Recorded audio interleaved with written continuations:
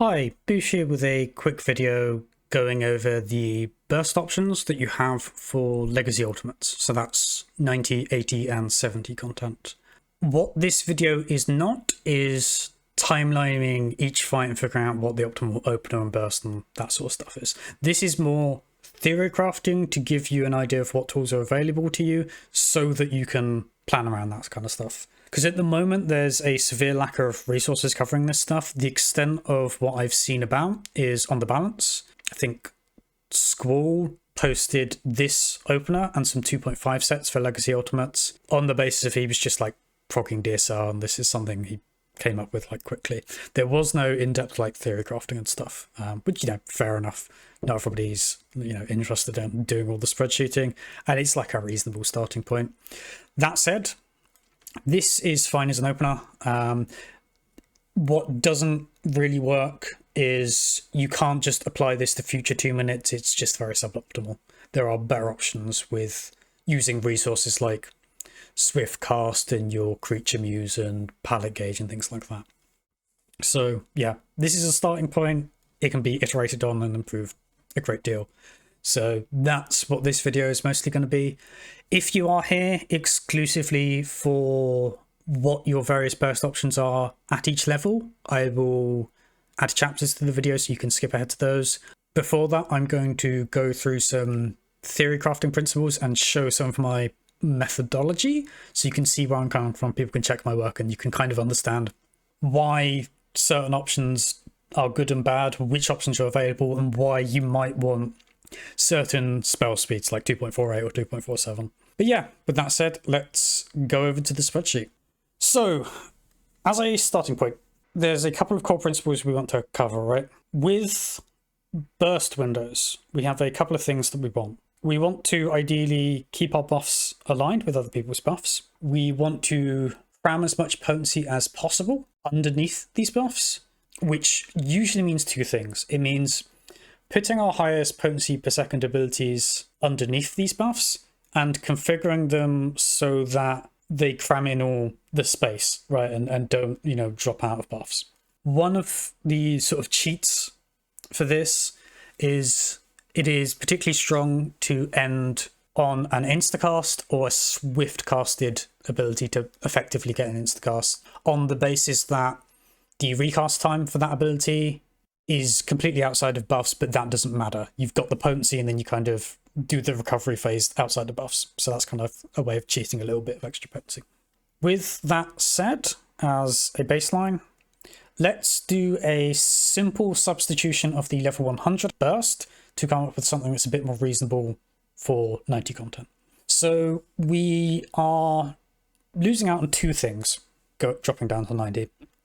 The first is Star Prism, which is obviously a very strong hit, but importantly for this squishing everything in, it's a 2.5 base cast that gets improved by the Hyperphantasia buff. We also lose out on the Rainbow Drip instacast thing after spending our 5 stacks of Hyperphantasia. So we are looking for, ideally as an initial thing, a 2.5 cast that gets accelerated by Hyperphantasia as a replacement for Star Prism, and an instacast spell at the end of our buffs to sneak in the last bit of damage. So Holy is going to be our best option for the 2.5 GCD that's going to be accelerated by Hyperphantasia. And then for instacasts, Comet is pretty strong and, doesn't require any like using Swift or anything. So this is a good initial substitution. Now, if we compare this to the opener burst in the infographic, we can see it's an improvement of about 140 potency. So already, this is good. That said, obviously, you can't do this in the opener, right? Because if you look at this, it requires an extra Holy Pip, because you get one generated from this, and you spend it on the comment and the Holy Pip. And then you need another Holy Pip and another Subtractive Palette. So at the start of the fight, you just simply don't have the resources to do this. But for 2 minute windows going forward, this is very much a doable thing. Note on the order here, One thing that you are restricted on for this is when you weave the holy and subtractive palette. This is like you weave subtractive palette here, comet, 1, 2, 3 holy, and then you weave subtractive here and then comet. You couldn't weave subtractive here because then this would be a comet and it wouldn't line up. So this is a restriction to keep in mind, but you know, it's not too difficult to do. So as a baseline, this is kind of nice. An obvious improvement we can look at and think to make with this is, okay, well, comet is strong, but what if we swift motif and then creature muse, right? Because that's 1100 potency rather than 780 at 90. In principle, it's the same setup time, so you'd be like, oh yeah, no, this is just a strict improvement. Like this is what these numbers represent, by the way, is this is done at the 0 hour, and then this cast comes out at 2.5, this cast comes out at 5, this cast comes out at 7.5, 9.975, so on and so forth, right? So this last cast comes out at 19.275. Likewise, it is tempting to look at this and be like, okay, so this Swift POM stuff comes out at 19.275. This is not strictly true. And this is one of the major considerations we need to make when theory crafting this stuff. This, strictly speaking, because this is a cast to prep an OGCD and then the OGCD is the actual damage, you have to add the animation lock from the motif because you won't be able to do the POM until the motif's animation lock is finished. I've covered this in a little bit of detail in a combat fundamentals video a while back, but as a rough measure, 0.6-ish seconds for animation lock for a lot of abilities. And the animation lock increases with ping because for some bizarre reason your ping is added on to animation locks in this game, which is why it's so painful to weave or double weave or that kind of stuff for high ping players. What this does is effectively this makes it so that the go time for the damage from the POM is at about 19.9-ish, right? Variable based on ping. Starry Muse itself has a buff length of 20.55 seconds, but it itself has animation lock and is only going to cover all of this if it's weaved as late as possible. So when testing these various lines for all these different levels, one of the things that I had to keep in mind and one of the things that I had to test for is what happens if what is the theoretical latest weave longest window that you can cover, and then what's reasonable earlier ones that you might do. So my methodology generally consisted of, to test if a line was theoretically possible at certain spell speeds, I would prep all the resources and stuff, then deliberately press Starry Muse and spam the next GCD, hard clipping, but ensuring that the GCD, so like the first hammer cast, came out as soon as possible after the raider buff went out. So that is a good way of measuring, like, in theory, is this line even possible at a certain spell speed? Then on the other extreme, you have a bunch of casts that have 1 second weave windows, right? Like RGB and CYM and motif and all that sort of stuff have 1 second of weave window. So if you spam your raider buff, let's say it comes off of cooldown while you're mid-cast, you don't want to drift it, so you spam it. That's going to come out as soon as possible after your cast, which could be as early as like 1 second before like this hammer GCD, right? So that is a factor as well. So those are your two extremes. And then what you can do is do some reasonable testing of, okay, I try to late weave by, like, you know, waiting a couple of fractions of a second, and see whether in practice when actually playing, how reasonable is it to try to fit it in on a specific spell speed. Now, obviously, if you're doing the late weave thing, there's always a risk of like clipping. You're sort of like in this tension between wanting to give us enough time for everything to snapshot and buff as possible, but also avoid clipping, because clipping isn't ideal either. But yeah, what I found with this Swift POM or Swift Creature Muse, like 2.5, even with the like hard clipping approach, was very, very inconsistent for whether it would snapshot the POM inside of buffs.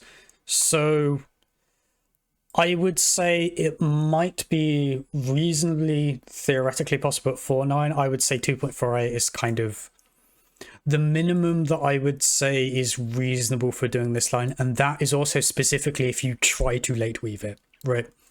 So this line doesn't work if you do it an earlier weave, like say immediately after like RGB cast, which, you know, you might want to be able to do that for alignment purposes with very buffs, but maybe it doesn't matter. Like maybe having less spell speed and being able to do this with a little bit of drift is like completely fine. But yeah, as a baseline, I would say you probably want 2.48 to be able to do this. And then that's if you have really good ping.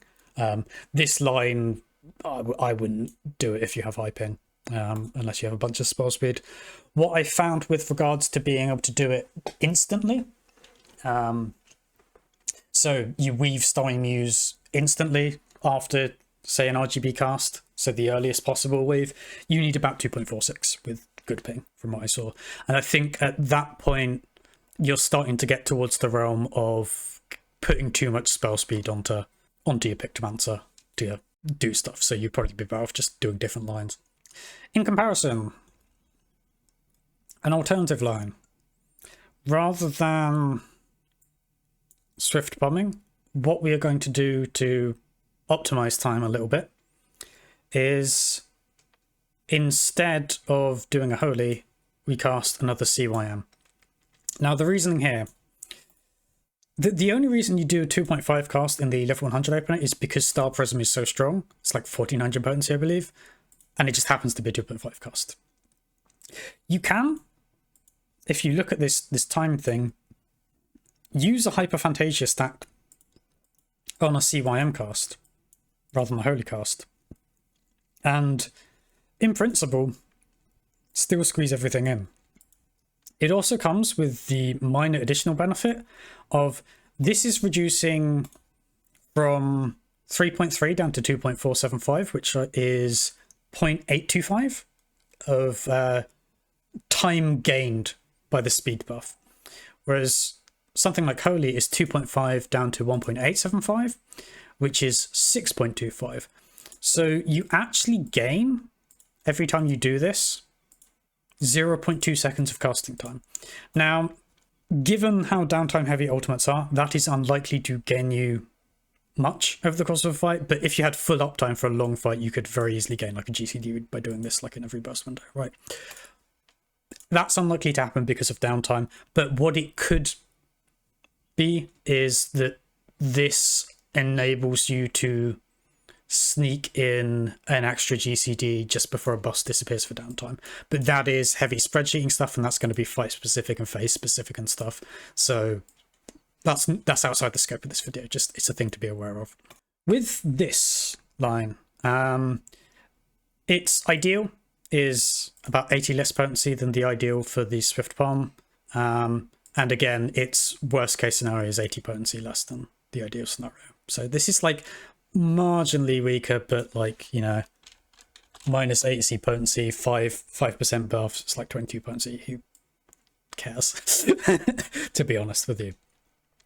This I found was a bit more lenient, but I would still say you probably want 2.48 for this. 2.49 felt more plausible, but yeah, 2.49 felt more plausible, but 2.48 is probably what you want. In terms of resources, this doesn't require Swift, which is nice, because you may want Swift for movement and early mechanics, or if you want to prep a motif during downtime, for instance, but there's mechanics going on, it might help you in that. So an example that comes to mind is in DSR in phase 2, if you get unlucky and get meteors, Swift cast allows you to do a motif of running around baiting your meteors, and then hopefully you have enough time to, you know, prep your other 2 motifs before the 2-minute burst. So it's good to be able to have this as a line that is an option. The other thing that it doesn't require is it doesn't require that you go in with 2 stacks of creature muse, right? because you will always want to enter burst with 1, because you'll have prepped 1 beforehand, and then you'll bring that into burst and spend that in burst, and you'll also, you know, bring your mog in either by getting the mog from the muse that you're bringing in, or you have one that's holding about, and then you bring it in, spend it, and then creature muse. The reason why this is potentially relevant, but again, this is going to be very specific, is there are conceivably windows where you won't be able to have 2 motifs prep. In particular, because at 90, you don't have 3 stacks of creature muse, you have 2. So I've done a very basic MS Paint to kind of demonstrate this. I don't know whether this occurs in any fight, right? But it's a thing that can theoretically occur, so it's worth, you know, considering and having options. So imagine you're in a scenario, you just got 1 second or 1 charge of a creature muse. It's going to be 40 seconds until the next one, and you just about to hit downtime. So you spend it, and then I don't know, do a swift cast some spell to snapshot your last bit of damage in. It's a long downtime. 40 seconds occurs. During this downtime, you'll want to have prepped your motif. So you exit the downtime, you have 1 prepped, you go into burst, you have that 1 ready, and you spend it in burst, but you're not going to get the second one until after buffs. So you can't swift creature motif into muse here because you don't have that second charge ready. Now you could, in theory, not spend this charge, but that causes 2 problems, right? 1, you overcap. Not by a ton, but you do overcap. 2, if like you want to be able to prep as much as possible in downtime. If you don't do this prep during downtime, you are effectively losing 4 seconds of casting uptime because you have to cast this, you know, during uptime somewhere. So that's another issue, right? So with those in mind, there are definitely scenarios where theoretically you can't do a swift sort of pom muse or something, or you basically can't cast the muse and benefit from the charge, right? And if you could prep beforehand to bring the 1 charge you have in, you would do that, because otherwise you're just sitting there doing 4 seconds of not damage when you could do 4 seconds of not damage outside of burst, right? And this is always going to win out over like slightly more potency and buffs, because 4 seconds of cast time gained for uptime is at minimum an RGB GCD, which is, you know, what, like worst case 380 potency, whereas like you drop like a swift palm, even if you have to do this line, it's like 400, but again, we come back to this thing, 400 potency under buffs is like 110. So it's never going to work out that it's better to hold it, or like either to overcap hold it, or to, you know, hold the charge and not use it so that you can prep in downtime. So yeah, it's therefore useful to be aware and have access to lines that don't include muse. Likewise for swift, it's useful to have lines that don't require swift, because you might want to use it for movement father mechanics, or, you know, doing a motif during downtime like meteors in DSR. So this is the alternative line. What it does require is you need a holy pip, and you need either subtractive palette gauge, or to have prepped a subtractive palette before going into the burst, right, and have at least 1 stack, because you get a free one. That free one's gonna cover the 1, 2, 3 of your CYM. That's going to give you a holy pip, and that's going to cover the comments. So these are covered. You need the resources to be able to do these in addition. But this isn't too hard, or like, it's not greatly different from at level 100, where you prep a subtractive palette beforehand to bring a comet into buffs to try shift out a cyan, right? It's just you also need a stack. You can maybe just like hold on to the gauge until you're like actually in stuff, right? So this is a pretty good line, but again, this gets really tight with late weave. It's very doable. Again, 2.48 is kind of where it feels consistent, reasonable. What I will say is, in my experience, 2.47 seem to work fairly consistently with the early weaving of Starry Muse. So like you weave immediately after an RGB and then do this line. So 2.47 might be a pretty good GCD for 90 ultimates, potentially. It might also give like additional leniency to people with high ping. So 2.48, 2.47, I suspect is where the ideal is going to be for Biz. So if I were to give a recommended opener, or sorry, not a recommended opener, a recommended burst for level 90, I would recommend this one.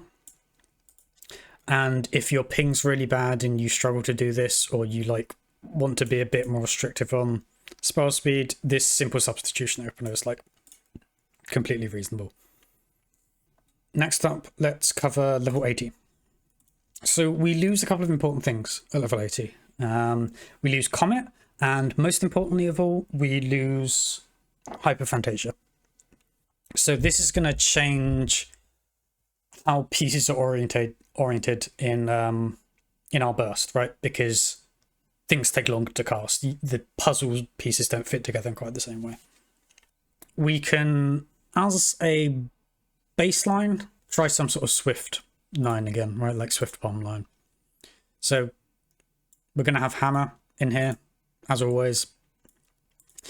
What we are going to want is 2 CYM casts and 2 Holy casts, and then Swift Bomb. And going back to the thing we mentioned before, if you add like 0.6 seconds on here, it's like 19.7. With testing, this is like pretty comfortable and consistent. Like with bad ping and an early weave, you can maybe run into minor issues, but you know, it's fine. This is pretty solid potency. Alternative lines, again, this is spell speed, so this is probably not viable. And then we've got a couple of different lines from testing. An alternative that's basically equivalent is, rather than swifting the POM, you can do your hammer casts, do one of the CYM casts, the 2 hurleys, and then do the POM here, and then swift the third, or sorry, the second CYM cast. Same potency. In principle, a bit tighter. I think this is better with ping, and in general, I've just found this more lenient. So I would probably recommend this one, generally speaking, over the Swift Bomb. But they're sort of roughly equivalent. If you can't Holy, then an RGB cast is like okay here as well. Like say you don't have enough stacks. So that is the generic best one. Again, though, it requires resources. It requires you have Swift cast, and it requires you have a creature muse, like an additional creature muse, right? Other than the one that you would bring in naturally. Also, this doesn't work in the opener, because this would be a wing, you would Swift the wing, you would weave wing, and then you would also need to weave Mog. This, however, does work in the opener, because this would be a wing, you do the wing, you weave wing, you weave Mog, and then you can Swift this. For the opener, what this mostly means is probably one of these holies, or like both these holies, are going to be RGB costs, but that's completely fine. So yeah, given that it fits with the opener and it's also just a reasonable line, and I found it more lenient, I would recommend this one. With regards to other lines, if you don't have Swift, a line that ends on hammer and does 3 CYM casts and a POM isn't too bad, right? It drops, 200-ish potency, but it's super lenient for high ping players, like 18.9, so you've got fucking forever to do this. And you're using the fact that hammer's instacast to take advantage of like the recast time cheating on raid buffs. So this is the best line, I think, for no Swift and for people with very, very high ping. Like, say you're a console player, so you don't have access to no clippy, and you also have high ping, you might just want to stick with this and take the L on like slightly less potency under buffs, but it's going to be super comfy. With regards to other stuff, there's, you know, a bit of testing with other lines. Here we have some lines that don't use Muse, because we mentioned, you know, what if you don't have the extra stack to spend? You just have the one that you bring into prep, and you're not going to get the other one before raid buffs drop off, because all of these lines require a Muse. Well, this line's pretty good. You've got your hammers, you've got 3 CYM, you've got a Holy, and then you've got a Swift CYM. This requires, you know, subtractive pallet gauge extra. You could also do a Holy, that's going to lose your potency, right? But you could do this. This is super tight though. Again, I think you need at least 2.48 for this, really. So depending on how the specific fights, it's T pretty much for level 80, unless you're doing like old savages. If T lines up so that you can always have a thing in, you could just go 2.5 and not really worry about this. If you run into this POM problem or this Muse problem, then you probably want like a little bit of spell speed. With regards to other lines, yeah, this is just, you sub one of these for Holy. It's, you know, like almost 300 less potency, but it's less tight, you know, much comfier. And then this is just, you know, a version of this that requires neither Swift nor Muse. So this is, if you really don't have, like, if you've had to use Swift elsewhere and you run into the Muse problem, then this is the line that you can take. It's obviously not ideal, but it's not the end of the world losing, you know, 370 potency. But this is very tight, so again, you probably need like 2.48. So yeah, that's level 80. One thing that's worth noting, because T has in phase 1 and phase 2 like 2 target stuff, for the most part 2 target doesn't really change which lines are ideal and best and stuff. The main one it changes is this triple Holy line, which is, you know, spends a lot of resources, is a bit tighter and isn't very good compared to like other stuff, like just even compared to this, becomes better, right? Because Holy has cleave damage, whereas, you know, your CYM stuff doesn't.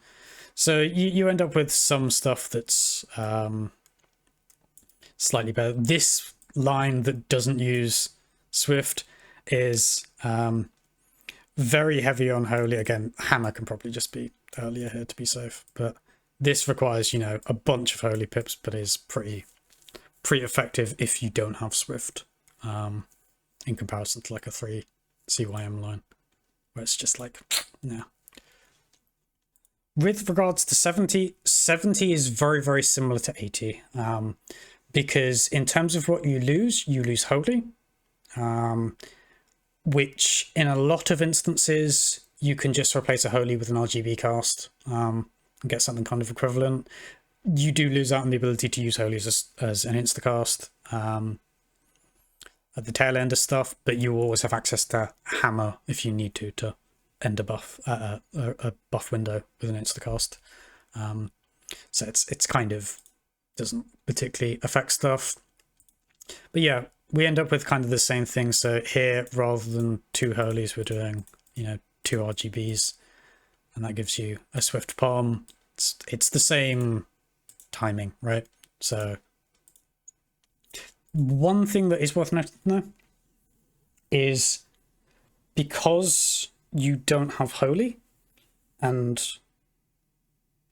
Holy's independent of subtractive palette, right? Like you can have CYM and cast the Holy. What you can't do is prep CYM and then try to cast RGB casts because you're locked out of them. So the ordering of this stuff is a bit stricter. So you have to RGB first and then palette swap to do your first CYM and then Swift your second one.